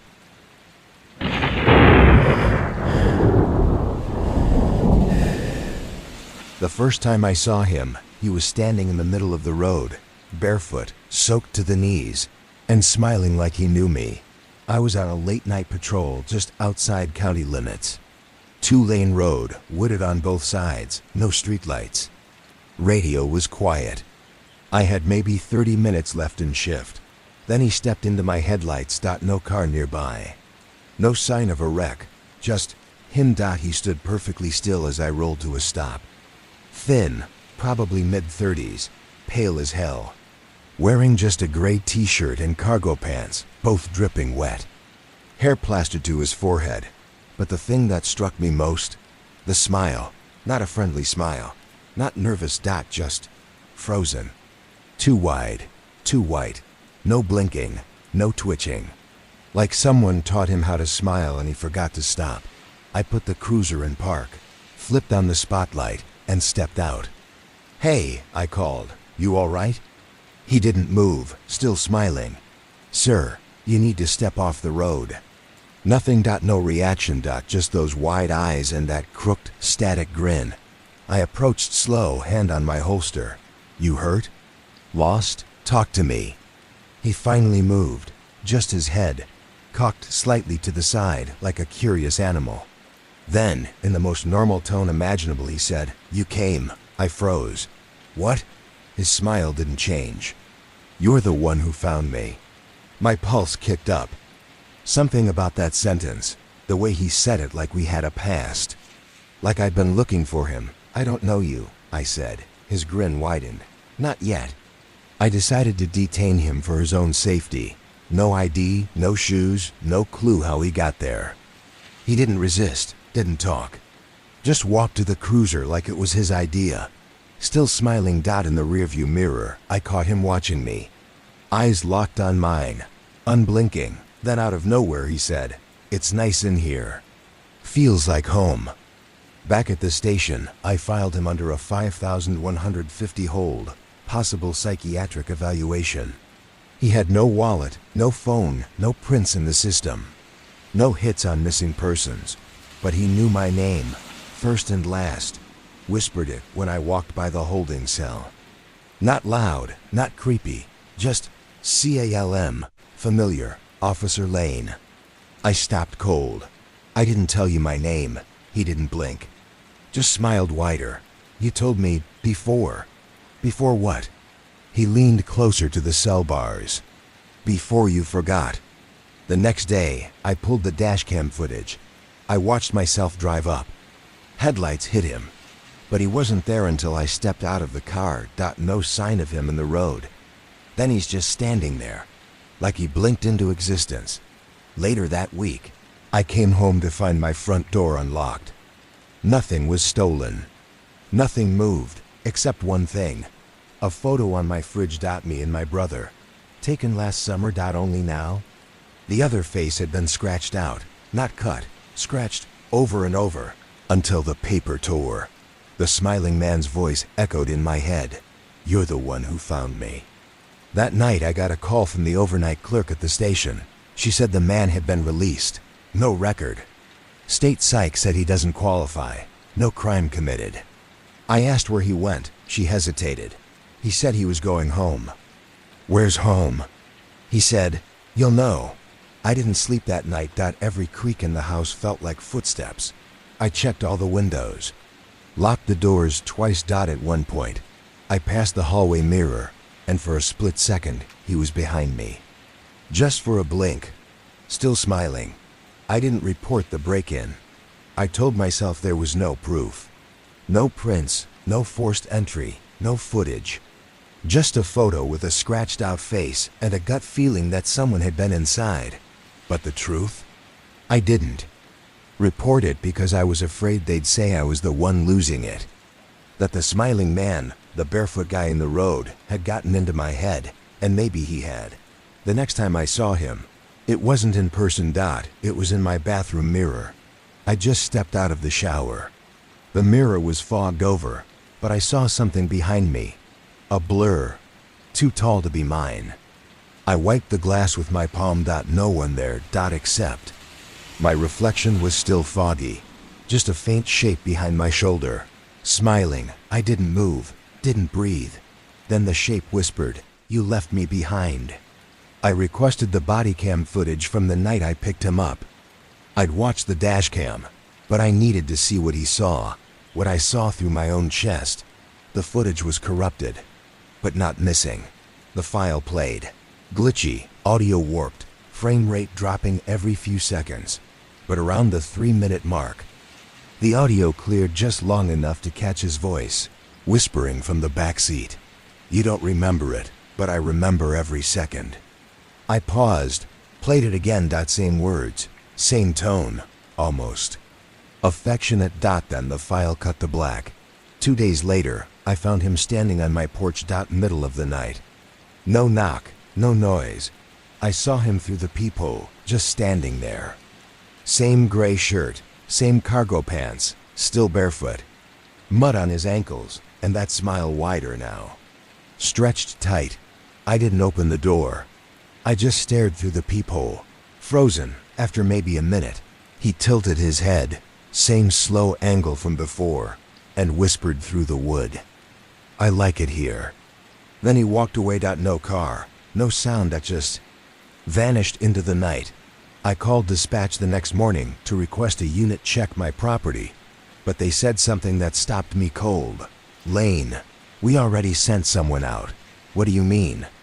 "You called it in last night, around 2:15. "No, I didn't." "Yes, you did. You gave your badge number and everything." Sighed, quote, "He's trying to come home." I hung up. Didn single quote say another word. That night, I boarded up my bedroom mirror, left the lights on. Tried to sleep with my gun on the nightstand. I managed maybe an hour, but when I woke up, the mirror was uncovered. No signs of a break-in, no open windows. No footprints. Just the wooden boards stacked neatly on the floor. And in the mirror, him, smiling wider than ever, only this time. He wasn't mimicking me anymore. He was watching. I tried to transfer out of state. New department. New town. Application got denied. Said I had an open case flagged on my record. I checked. There it was. Case 423B. Missing person. Officer Lane status. Active last seen. Marlow County. 213 a.m. My name. My photo. My badge number. I never opened that case. I don't know who did. I started getting voicem ALS. Always around 2 a.m. Never from a number I recognized. Never more than a few seconds. Just breathing. And sometimes, right before it cuts out, laughter. Childlike. Sharp. Like someone pretending to enjoy the sound of it. 3 days ago, I walked past a store window downtown. I caught my reflection, but my face wasn't mine. It was his. Same pale skin. Same frozen grin. Same eyes. Flat and wide like a mask stretched too tight. I stumbled backward so hard I hit a parked car. The reflection still smiled, even after I turned away. I haven't slept in 2 days. Every time I close my eyes, I see him. Standing in my doorway, leaning over my bed. Sitting in the cruiser, watching me from the rear view. Smiling. And I know what he's doing now. He's waiting. Not to kill me. Not to hurt me. To take my place. To slide into the uniform. To wear my skin like a mask that finally fits. Because I brought him home. I let him in. Last night, I found a pair of my boots by the door. Wet, muddy, soles cracked from wear. They weren't mine, not anymore. They looked like mine, but they were older, like they'd been left out in the woods for years. And next to them, my badge. Clean. Polished. But the number? It wasn't mine. It was his. I'm writing this now from a motel 3 towns away. No mirrors. No windows. TV unplugged. But I still see him in my sleep. In flashes, reflections, glimpses at the edge of my vision. And I know what's going to happen. I don't think he's here to haunt me. I think I'm already gone. I think I never made it back from that road. Maybe. I'm the smile now. Last thing. The station emailed me yesterday. Said a new officer's been assigned to my patrol route. He said you'd know him, the email said. Said he used to ride with you. Name is Lane. First name missing. No photo on file. I stared at the message for a long time. Then I checked the security cam outside my motel door. Motion alert. 2:14 M. Still image. A man standing there. Barefoot. Gray shirt. Smiling so wide you'd think his skin might split. I'm not running anymore. If he wants to finish it, fine. But I'm leaving this behind. So someone knows. So someone can see it coming. If you ever find a man on the road, no ID, no shoes, still smiling, don't let him in the car. Don't speak to him. Don't even look at him. Because once you do, he knows who you are, and he never forgets.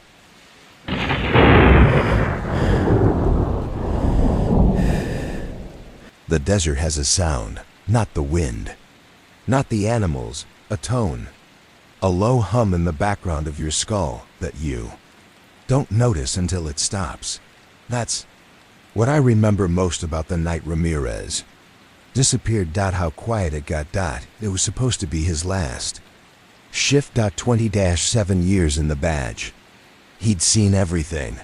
Gang raids, cartel spillover, domestic nightmares, even a guy who tried to feed his neighbor to coyotes. But he never complained. He was a rock, my mentor, my backup on every weird call. And on his final shift, he asked me to ride with him. Just like old times, I said yes. Wish I hadn't. We were 2 hours into a graveyard patrol when we got a dispatch. Ping from a lone stretch of State Route 117. Kind of desert road no one uses unless they're lost or running from something. Unidentified vehicle. Engine running. Parked on the shoulder. No occupants in sight. I looked at Ramirez. He nodded. Let's clear it. It was a beat-up white pickup truck. Engine still on. Hazard lights blinking in the dark. No license plate. No stickers. No visible damage. Just sitting there. We approached slow. Me on the driver's side. Ramirez on passenger. Cab was empty. Windows down. Keys still in the ignition. But there was something sitting on the seat. A Polaroid photo. Face down. I reached for it. Flipped it over. It showed a man standing in the middle of a desert road. Alone. But not this road. There were no mountains in the distance. The desert looked different. Flat. Endless. Sky too dark. And the man? Was Ramirez. Hey, I said, turning toward him. You need to see this. But he wasn't there. Not on the other side of the truck. Not on the shoulder. Not behind me. Gone. I called out. Nothing. Clicked my radio. Ramirez, what's your 20? Static. More static. Then. Something else. Breathing. Slow. Heavy. Not mine. I spun around, heart slamming. Desert empty in every direction. Still holding the photo. Only now. The picture had changed. Ramirez's face was gone, replaced with mine. Backed away from the truck. Radioed for backup. Lost contact with Officer Ramirez. Last seen near mile marker 47. Possible code 6, unknown subject. Repeat, unknown subject may be in the area. Dispatch confirmed units en route. Told me to stay put. I didn't. I followed the only tracks I could find. Faint boot prints leading into the desert. No flashlight beam could penetrate more than a few feet in that kind of darkness. It was thick, like the air itself was resisting light. I walked maybe 20 minutes before I saw it. Flicker. Like someone striking a match in the distance. Then again, but when I got closer, it wasn't fire. It was a doorway. Free standing. No walls. No frame. Just a black doorway lit from the inside, standing in the sand, like it had always been there, and Ramirez's voice came through it. Over here. I raised my weapon. Ramirez. Come out. Now. No response. Just the wind picking up. I stepped closer to the doorway. The frame buzzed with heat. Too hot. Too loud, like standing next to a power transformer. And then I saw something move inside the black, not a man. A shape. Crawling. Slithering. No features. Just motion. And behind me from the darkness I came from, the breathing returned. Louder. Closer. I turned to run, but the sand had changed. It wasn't sand anymore. It was ash. And it was pulling at my boots. I sprinted. Didn't stop until I saw the red and blue lights in the distance. Backup had arrived. I fell to my knees as 3 deputies rushed over, told them what happened. They searched the entire area. No doorway. No truck. No tracks. Nothing. Ramirez was gone. The only thing they found? A single Polaroid, buried in the sand, of me. Standing alone in the desert. Smiling. Part 2. The official story says Ramirez walked off into the desert and never came back. I've read the report 100 times. Officers separated during roadside investigation. Search yielded no results. Presumed deceased. But that's not what happened. And I can't let it go. After that night, I started digging his personnel file. Home security footage. GPS from his cruiser. Nothing added up. No tire tracks where the truck had been. No video footage of Ramirez getting out of the car. His body cam? Completely blank. Like someone had wiped it in real time. But I still had the Polaroid. The one with my face on it. I kept it in my glove box, swearing I'd throw it out. Burn it. Tear it up. But every time I opened that compartment, The photo had moved. One time it was on the passenger seat. Another time, it was inside my locker at the station. And the last time? It was in my bedroom. I live alone. A few weeks after Ramirez vanished, I got a call from his wife, Alina. She said something weird had happened with his phone. It's still pinging, she told me. The location keeps updating. Always around midnight. Where? Silence. Your house. That same night, I heard knocking. Not loud. Just 3 soft taps on my back door. I live out in the county. No one comes around uninvited. I checked the camera. Nothing there. But when I opened the door, just to be sure, there was another Polaroid sitting on the step. This one? Ramirez. Standing in the exact spot I'd found the first photo. Same stretch of desert. Same expression. Only this time, his eyes were crossed out, scratched black. I took leave from the department after that. Psychological recovery. No one asked questions. I packed my gear and drove back to where it all started. Mile marker 47, Route 117. I had to see if the doorway was still there. The desert was quiet that night. Too quiet. Even the wind was gone. I walked out past the shoulder. Past the place where the truck had idled. No tire marks. No footprints.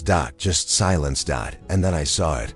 Not a doorway this time. A mirror standing in the sand. Full length. Silver frame. No reflection at first. Just black glass. But as I got closer, it lit up. Like it was turning on. And I saw myself standing there. In full uniform. But I wasn't holding a flashlight. I was holding another Polaroid. And behind my reflection, Ramirez. Not moving. Not blinking. Just standing there. And he was smiling. I should have run. But I didn't. I reached out and touched the mirror. It was warm. Alive.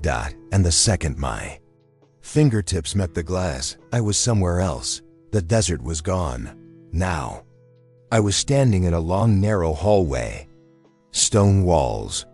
Flickering light above. Everything smelled like dust and old wood. Dozens of doors lined the corridor. All closed. All identical. And from behind each one, whispers. I walked, heart pounding, trying to make sense of it. Then one door creaked open by itself, just a crack. Inside, a room lit by candles. And Ramirez, sitting in a chair, back straight. Eyes forward, smiling. Ramirez? I whispered. He blinked. Turned toward me. His voice was calm. You shouldn't have come here. What is this place? He shook his head slowly. It's not a place. It's a memory. I don't understand. He looked down at his hands. They were shaking. The desert doesn't take your body. It takes your version. The one that could have been. The one that wandered too far. You brought me back here. Now it wants you too. My stomach dropped. Wants me to what? Stay. Then something changed. His smile cracked, literally. Cracked, skin splitting at the corners of his mouth. His head jerked, eyes rolled back. He started screaming. High. Inhuman. The room shook. The candles blew out. And I ran. I don't know how I got out. I just remember falling, waking up face down in the sand, with my radio buzzing like it was short-circuiting. Was back at mile marker 47, but something had changed. My uniform wasn't mine. The patch said Ramirez, and in my pocket, a fresh Polaroid. Of me. Standing in the hallway of candles. Smiling. That was 2 months ago. Since then, I've seen him, Ramirez, in every reflective surface. I pass, rear view mirror. Car window. Even my sunglasses once. But it's not him anymore. It's a version. A hollow. He watches me constantly. Now. Waiting. I haven't gone back to work. Can't, because 2 days ago, I got a package in the mail. No return address. Inside, a fresh body cam. Labeled hashtag 1764. That single quotes S. My number. And it's already been recording for exactly 4 hours and 27 minutes, even though I never turned it on, even though I never wore it.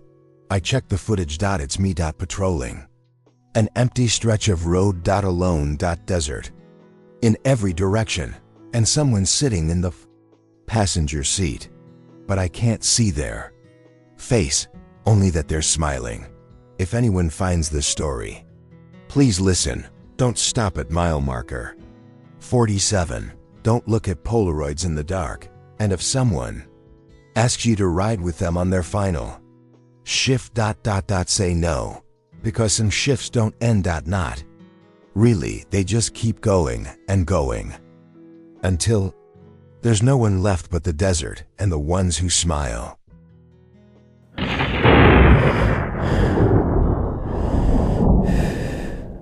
The first time I heard the scream, I thought it was a prank.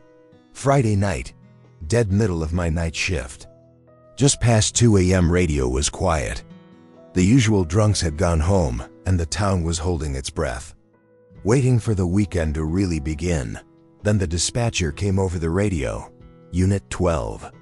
Check out a 911 hang-up near Briar Hollow. Caller didn't speak. Open line for 5 seconds. Something that sounded like screaming. Briar Hollow's not even a real neighborhood anymore. Just a few old cabins scattered near the tree line. Half swallowed by woods and kudzu, I rolled my eyes, grabbed my flashlight, and headed out. Figured it was some teens messing around in the woods, or maybe a coyote screeching too close to someone's backyard. But when I got there, everything was still. No lights, no movement, no people. Just trees. And that feeling, the one that cops get in their gut, the one you don't talk about. Like someone's holding their breath right next to you. I parked at the trail entrance and stepped out. Dead silence. Even the bugs had gone quiet. I called it in. 12 on scene. No signs of disturbance. I'll do a sweep. I clicked on my flashlight and walked the dirt trail. It used to be a walking path back when this place was public. Now it's more like a scar, winding into the woods. I'd gone maybe 50 yards when it happened. 217. M. Exactly. The scream tore through the trees like it was right next to me. High pitched, human, female, but not just fear. It sounded like agony. Like someone was being torn apart slowly and didn't have enough breath left to beg. I whipped around. Sheriff's Department. If someone's out there, call out. Nothing. I ran toward the sound, heart slamming, flashlight jumping between trees. Branches snapped under my boots. Leaves whipped my arms. Then, nothing. Just still woods. No blood. No footprints. No woman. I stood there panting, the scream still echoing in my head, and then I smelled perfume. Faint. Sweet. Out of place. Like someone had just passed by. I stayed out there another 30 minutes. Called for backup. Another unit showed up. We swept the area. Came up empty. No evidence of anyone out there. We chalked it up as unverified disturbance. Closed the call, but as we drove away, my partner turned to me and said, "That scream didn't sound like a prank." And he was right. The next Friday, same time, same scream. I was already halfway to Briar Hollow when the call came in. 2:17 a.m., same thing. Open 911 line. Same voice. Same scream. And I swear to you, it was the exact same sound as before. Identical pitch. Identical length. Like a recording. But it wasn't coming from a phone. It came from the woods again. Same spot. This time, I had body cam rolling. I sprinted the trail again. Followed the sound. Again, nothing. Just dead leaves, cold air, and that weird smell of perfume. And this time, I found something. A scrap of fabric. White, torn, stained with something faintly brown.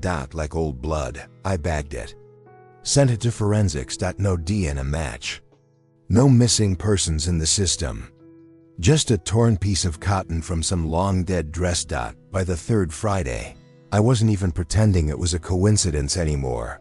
I parked early, got out before 2:10, hiked in, radioed in early. Waited. And at 2:17, screaming. Same voice. Same pain. Same exact timing, down to the second. This time I shouted louder, begged for someone to answer. The scream faded like it was being pulled away, dragged off deeper into the woods. And this time, I heard another voice, a man, not yelling, just whispering. Behind me, she's still not done screaming. I turned around, flashlight shaking in my hand. No one there, but the perfume? Stronger now, like someone standing right beside me. I ran, didn't stop until I hit the cruiser and slammed the door. I've never felt relief like turning that engine on. That was 3 weeks ago.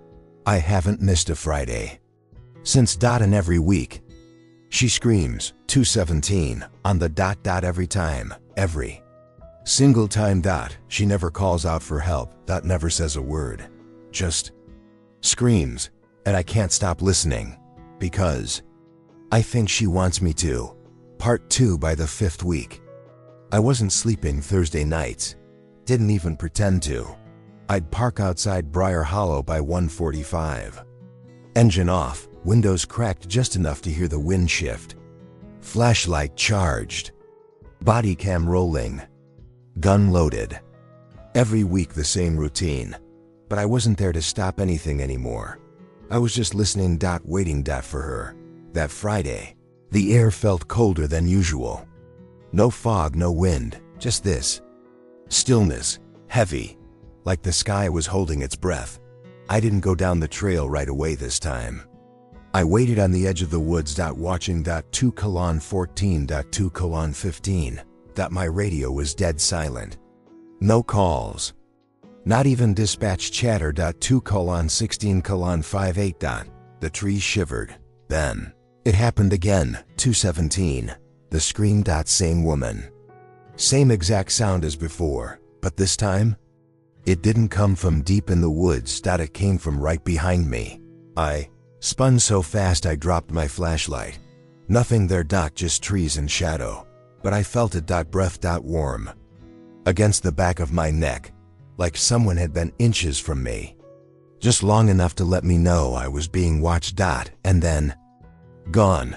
I picked up the flashlight and caught a glimpse of something on the ground, half buried under leaves. A small, faded cell phone. Old, early 2000s era. The screen was cracked, but it still powered on. One saved contact. Mom. One outgoing call. 2:17. M. 5 weeks ago. The first scream. I bagged it, took it back to the station. It was clean, too clean. No prints, no dirt in the charging port, no SIM card, but the number matched the first 911 call, exact match. Only there was one problem. That number isn't in service anymore. Hasn't been for 8 years. I pulled case files, missing persons, unsolved assaults, started digging into everything related to Briar Hollow. Then I found her. Marissa K. Dunley, reported missing in 2015. Last seen near her boyfriend's family cabin, right off Marlow Trail. No known suspects. Case went cold. Only one thing stood out. The last person to hear from her was her mother. Got a voicemail in the middle of the night. She claimed she heard screaming. Time of the call? 2:17 a.m. I went back to the trail that night, alone. Didn't tell anyone. Didn't radio it in. I just had to see if I could find something. Anything. Brought the photo from the case file. Marissa, age 22, long brown hair, shy smile. She looked like someone who never expected bad things to happen to her, and I think that's what makes it worse. I followed the trail deeper than I'd ever gone before, way past the original scream location. No birds, no wind, just branches shifting above like they were whispering to each other. Around 2:10, I found something new. A makeshift cross nailed to a tree. Old, split wood. Bits of cloth tied around the arms like offerings. At its base was a pair of women's shoes. Half buried. Mud cake. I recognized them from the file. Photo. Marissa single quotes S. I didn't call it in. I couldn't, because that's when I noticed something else. The tree behind the cross had scratch marks on it. Deep ones, like someone had clawed it desperately. And on the lowest trunk, still here, 217 struck like a hammer. The scream ripped through the forest again. Louder than I'd ever heard it, but this time, it didn't fade. It moved. Closer. Then it just stopped. Cut off mid-breath, like someone yanked the air right out of her lungs. And the silence that followed felt wrong. Too heavy. Too still. Then I heard it. Footsteps. Behind me. Slow, uneven. I turned, flashlight trembling in my grip, caught a glimpse of something between the trees. A figure standing still, barefoot, long hair, head tilted down. Not moving. Not making a sound. Marissa? I called out, voice cracking. She lifted her head, eyes pitch black, mouth open. But no scream. Just silence. And then she smiled. Ran. Didn't care which way I was going. Just ran until my lungs gave out. Somehow made it to the cruiser. Drove home shaking so hard, I nearly clipped a guardrail. Didn't tell anyone. Didn't sleep. That was 3 days ago. Every night since, I've heard it. Not from the woods. From my house. First night, it came from my garage. Second, from my hallway. Last night, it came from my closet. 2:17 a.m. exactly. I checked the clock just now. It's 2:13. The walls are already starting to creak, and I swear I can smell that perfume again. Faint, flowery, rotten underneath, like something that used to be sweet. I don't think it's a haunting. I think it's a recording of pain, stuck in time, playing again and again. But here's the part that chills me the most. Last night, the scream didn't come from inside the closet. It came from behind me. From inside the mirror on my dresser. And in the reflection, I saw her, not screaming, just standing there, mouth open and smiling.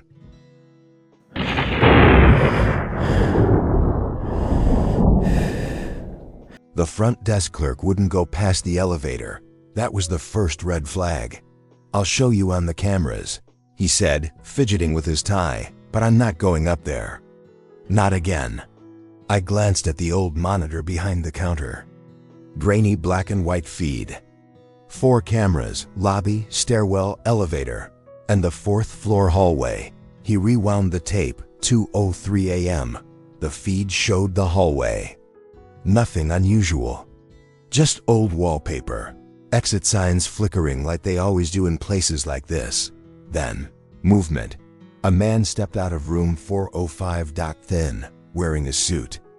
Hair neatly combed. But something was off. He wasn't walking. He was gliding. No bounce. No footfall. Just smooth motion like a film strip missing every other frame. He moved halfway down the hall. Stopped. And slowly turned to face the camera. He stood there for 5 full minutes. Still. Then turned back. Walked into the room. Shut the door. That was the last time anyone saw him. The call came in around noon. The manager said room 405 had been booked for 3 nights. No one had seen the guest come or go. No checkout. No answer at the door. No response to calls. And the smell, that's what pushed him to finally call us. Sickly sweet. Like flowers and meat. We thought maybe he was dead. I'd done wellness checks before. Most turned out fine. Drunks. Sleepers. People dodging bills. But this felt wrong from the start. I took the stairs. Figured I'd walk the same path I saw in the video. The air changed as soon as I reached the 4th floor. Still, dense, like walking into a sealed room. The hallway lights buzzed, dimmer here, almost tinted yellow. I walked past rooms 401 to 404 dot, then stopped in front of 405 dot. The door was perfectly clean. No scuffs. No dust. The do not disturb tag hung crooked, like it had been yanked once, then left to dangle. I knocked. Sheriff's Department. You all right in there? Silence. I knocked again. Still nothing. That's when I noticed something strange. The peephole was black, like someone had painted it from the inside or covered it with something. I leaned in, couldn't see a thing, and that smell. It was real, sweet and sour, like perfume left too long in a hot room. I called the front desk, told them to bring up the master key. When it didn't work, I tried the bolt. Still wouldn't budge. So I did what we're trained to do. I forced it open. The second the door cracked, the smell hit like a wall. Sweet, wet, chemical, like formaldehyde soaked into carpet. I stepped inside, one hand over my mouth. The room was dark, curtains drawn, air completely still. I reached for the light. Nothing. Dead bulbs. I used my flashlight, and what I saw didn't make sense. Room 405 had been sealed from the inside. All vents were taped shut, windows locked and covered with black trash bags. Triple layered. The mirrors had been removed completely, not covered, not cracked, taken off the wall. There was no luggage. No clothes. No toothbrush or personal items. But the bed? Made. Tightly. And on top of it, right in the center of the pillow, was a single object, a hotel keycard, room 405. But on the back, someone had scratched in jagged letters, "Please don't wake me up." No sign of the guest. No blood. No body. Just that, and a humming noise, low, distant, seemed to come from inside the walls. I turned to leave and caught my reflection in the TV screen. Only I wasn't moving. My reflection just stood there. Still. Smiling. Part 2. I snapped my eyes away from the TV screen and pointed my flashlight directly at it. Empty reflection. Just me. No smile. No frozen stillness. But that didn't matter, because I know what I saw. I know how still my reflection was. I know it smiled before I did. Something else was in this room. Or had been, or was still watching. I kept moving, slow and cautious, checking corners, behind the dresser, inside the bathroom. All clean. Too clean.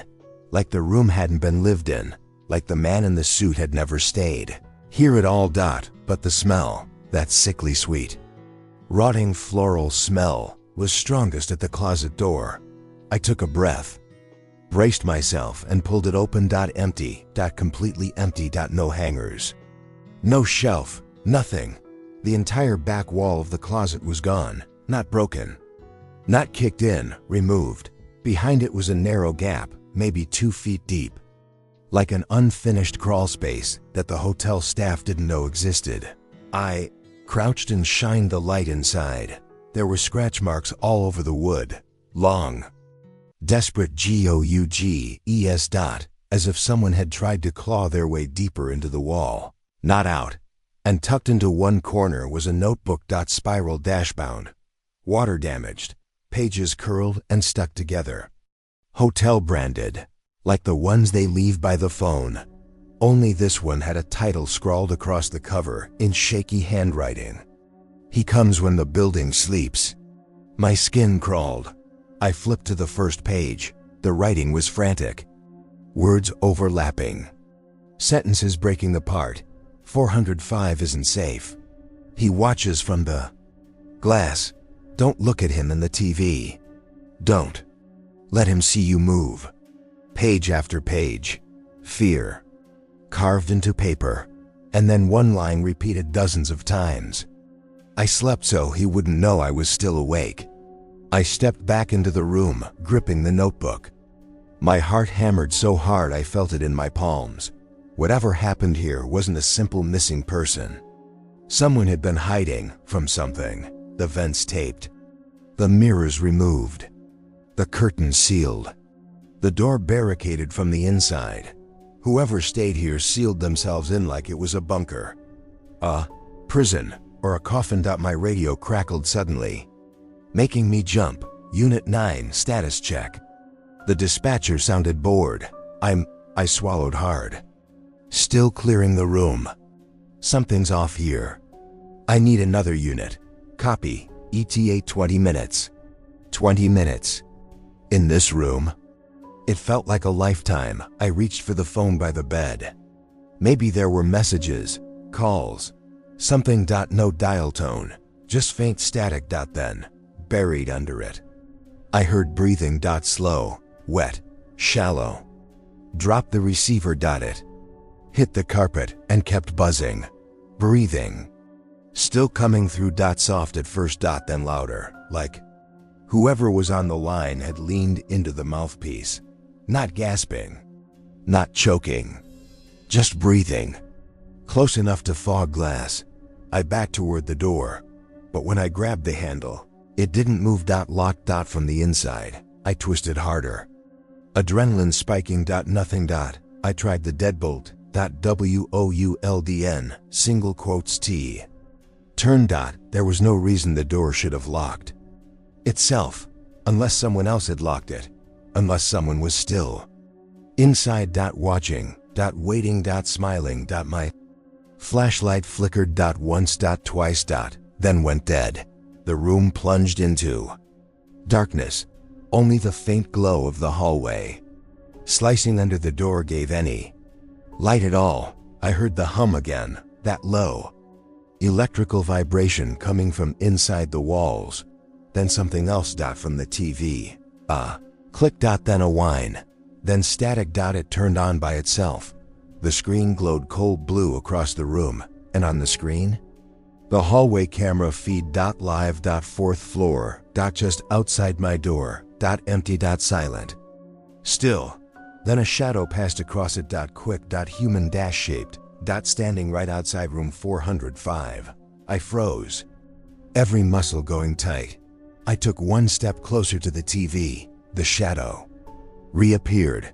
This time closer to the camera. A thin figure. Head tilted. Motionless. Like it was waiting for someone to answer the door. Then it leaned in until its face filled the entire screen. I staggered back because I recognized the face. It wasn't a stranger. It was the man in the suit from the hallway footage. Only now, something was wrong with his eyes. They were too black. Too wide, reflecting nothing, like empty lenses. Then his mouth stretched into a smile. Not human. Not possible. Too wide. Skin pulling at the corners, and he whispered something, not through the room. Through the speakers. Don't let me in. I lunged for the door. Yanked the handle, slammed my shoulder into the frame. Nothing. Behind me. The TV crackled with static. Then, with a voice. The man's voice again. This time, you shouldn't have woken me. The door suddenly gave way, nearly throwing me into the hallway. I staggered out, slammed the door behind me. Adrenaline still pounding. But when I looked around, the hallway was empty. Dead quiet. Still. Except room 405's peephole was no longer black. Something was looking through it. A single I.Y.UNBL INKING. Watching me. I backed into the elevator and mashed the button for the lobby. As the doors closed, the last thing I saw was that I. Staring. Following me. Knowing me. The front desk clerk met me at the elevator, pale and shaking. You went inside? He stammered. Call for backup, I said, breathless. Now, he didn't move, just stared at me like I was something he didn't recognize. Then he whispered, Sir, room 405 was sealed shut last year. I blinked. What are you talking about? I just forced the door. He shook his head frantically. No, sir. After the last incident, we welded it shut. No one has been in that room since. My mouth went dry. That's not possible. He pointed behind me. See for yourself. I turned. Down the hallway from the lobby. I could just barely see the fourth floor landing through the stairwell glass, and there, room 405's door, completely sealed, welded at every edge. Then what? I started, but the clerk cut me off. He whispered, "Whatever's inside. It doesn't need the door." I left the hotel, told myself I'd never go back, filed the simplest, safest version of the report I could. Nothing dangerous. No trespasser. No disturbance. Just a welfare check. No contact. No occupant located. Case closed. But that night, when I got home, there was something on my dining table. A hotel KEYCARD. Room 405. And on the back, scratched exactly the same way as the first one. "You shouldn't have woken him,"